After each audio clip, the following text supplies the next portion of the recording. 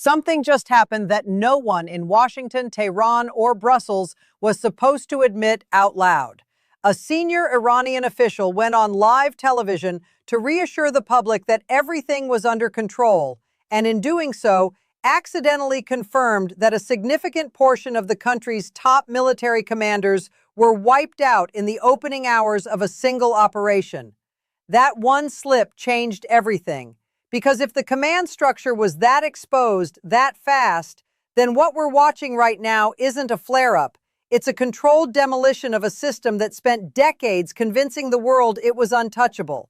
If you want to understand what's actually driving this crisis beneath the headlines, stay with us, because the real story is far more layered than anything you're seeing in the news cycle, and we're going to break down every piece of it, starting right now. And if geopolitical analysis like this is what you come here for, make sure you're following along, because this situation is moving fast, and we're tracking every development daily. To understand how Iran reached this point, you have to go back to a strategy that, for over a decade, worked almost flawlessly. The approach wasn't about reaching a deal, it was about surviving one negotiation cycle at a time. Talks would open, momentum would build, and then, just as an agreement seemed close, conditions would shift. New technical objections would appear, timelines would stretch, and while diplomats exchanged documents across conference tables, enrichment continued underground. Facilities expanded. Critical infrastructure was buried deeper.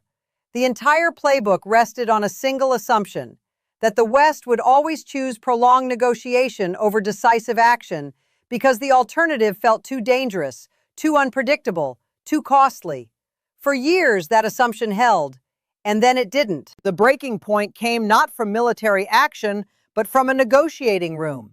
The United States put forward a framework that career analysts described as unusually direct and, by most serious assessments, surprisingly generous. The core demand was straightforward: no domestic uranium enrichment. In exchange, the U.S. would supply enriched uranium for civilian energy needs, removing any legitimate justification for maintaining internal enrichment capabilities. On paper, it preserved Iran's civilian nuclear program while closing the path toward rapid weaponization. It was the kind of offer that serious negotiations produce. What happened next was not serious negotiation. Voices were raised, communication broke down visibly, and the body language inside that room told observers something the official statements never would.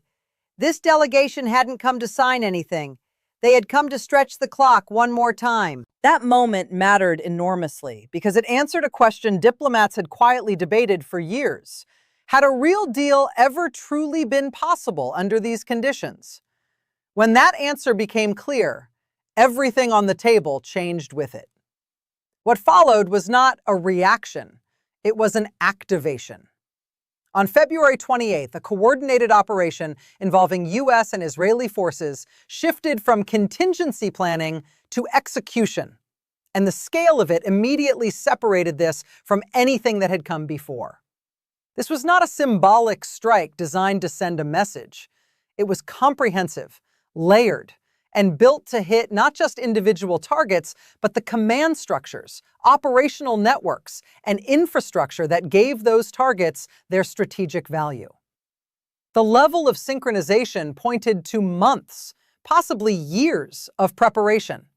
Every movement calculated, every target selected within a broader strategic logic. It was less like flipping a switch and more like releasing a system that had been fully assembled, fully loaded, and quietly waiting for the exact moment when conditions aligned. And when that moment came, the results were immediate and impossible to contain. Within hours, the scale of what had happened began to emerge in fragments: intercepted communications, unusual silences from previously active channels, movements that didn't match any standard redeployment pattern. Then the fragments aligned. A large portion of Iran's senior military and intelligence leadership had been eliminated.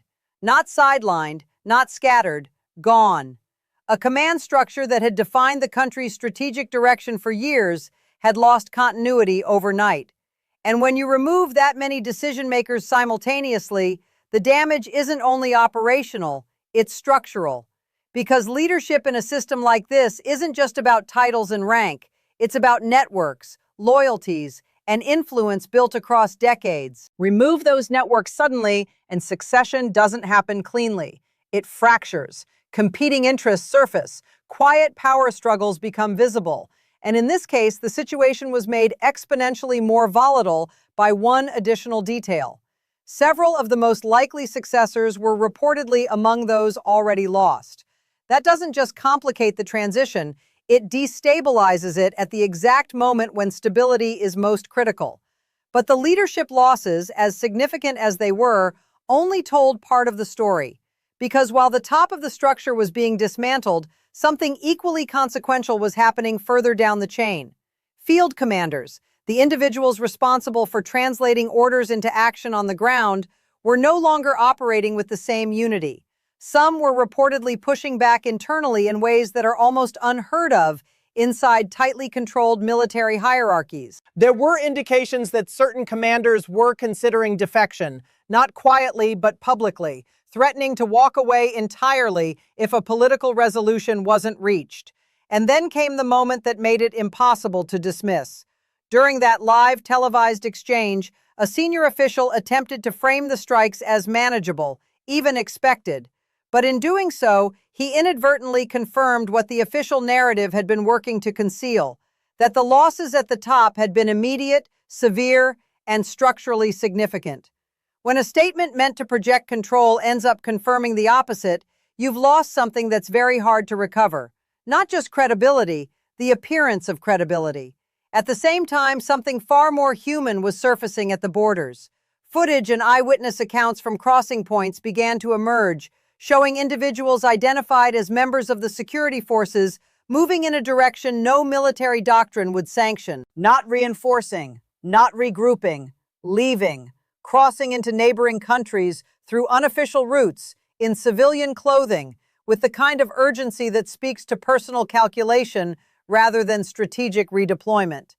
And one destination in particular stood out: Afghanistan.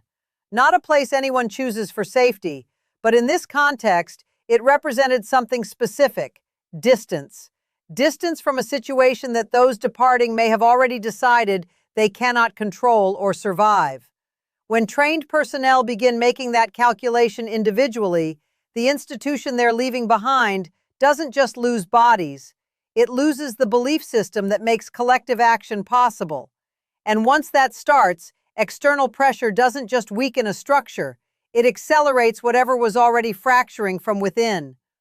Almost simultaneously, the external messaging from Tehran shifted in a way that was impossible to miss if you were watching closely. The same leadership that had spent years projecting defiance began signaling something entirely different: urgency. Back channels that had gone dark were quietly reactivated. Intermediaries were engaged. Messages began moving through diplomatic corridors, carrying a clear underlying point. Talks needed to resume, and not on a future timeline. Now. The contrast against everything that had come before was stark. For years, time had been the weapon. Suddenly, time was the threat. And when a system that spent over a decade using delay as leverage begins treating delay as a liability, it tells you that the internal assessments are far more severe than anything visible on the surface. But the response from Washington carried a consistent and deliberate message. This moment could have come earlier. That framing wasn't just rhetorical, it was strategic. Because it recontextualized every outreach effort as something being evaluated against a full sequence of prior decisions: the offers made, the time given, the deadlines stretched, the opportunities passed. So when ceasefire signals finally arrived, they weren't being assessed in isolation. They were being weighed against everything that had already unfolded. And that asymmetry, one side negotiating from desperation, the other from a position of demonstrated capability, shaped every conversation that followed. The ceasefire itself exists, technically, but it functions less like a pause and more like a countdown. The first major round of direct talks concluded without an agreement, without a framework, and without even a preliminary understanding to build from. Just a clearer picture of how fundamentally incompatible both sets of demands remain. On one side, dismantlement of key capabilities, verified limits on enrichment, restructuring of military posture tied to long-term strategic risk. On the other, recognition of existing programs, removal of sanctions, and compensation for damage already sustained.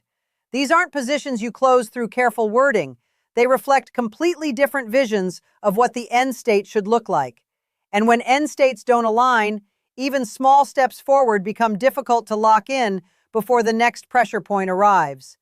Now, here is where this stops being a regional story and becomes something that touches every economy on the planet: the Strait of Hormuz, a narrow corridor of water that carries a significant share of global daily oil shipments. In a stable environment, it's a trade route.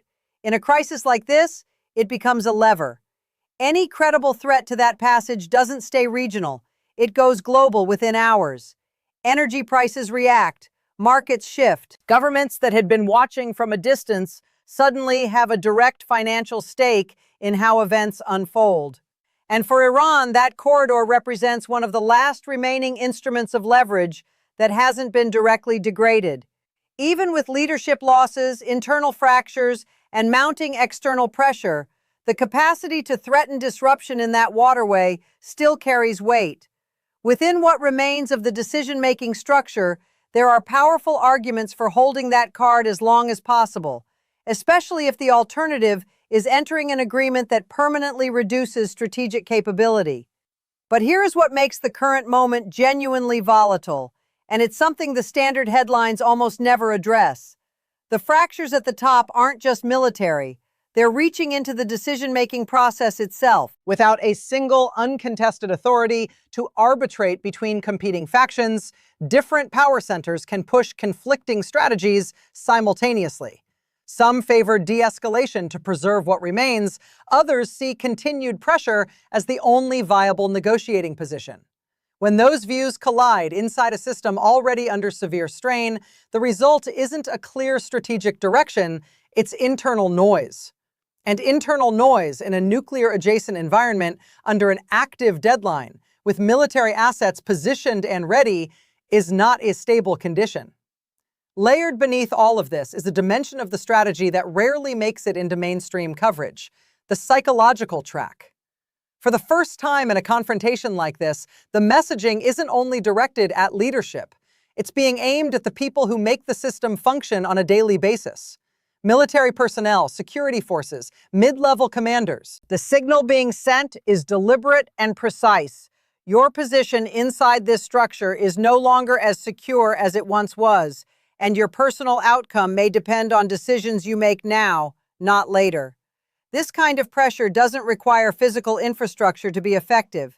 Its power lies entirely in what it introduces: doubt, uncertainty, and the quiet question of whether loyalty still guarantees survival. In a system already showing visible signs of strain, that kind of messaging doesn't manufacture fractures. It deepens the ones that already exist.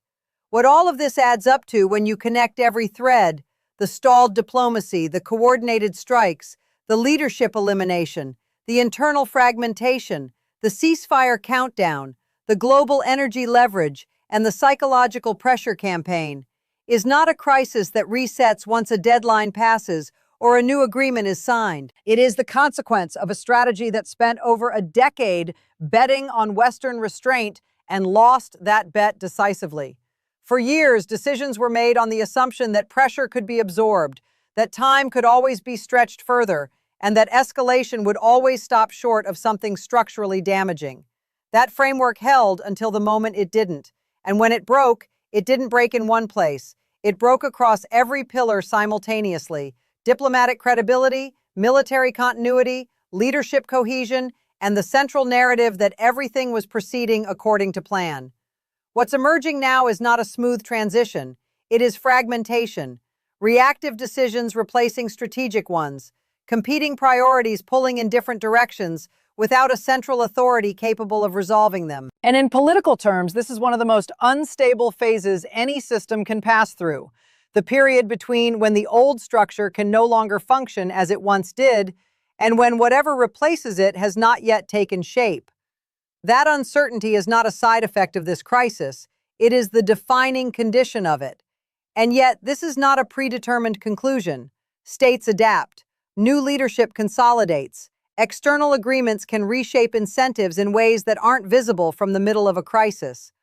The version of Iran that emerges from this period, whether through negotiated settlement or internal transformation, will operate under a fundamentally different set of constraints than the one that entered it.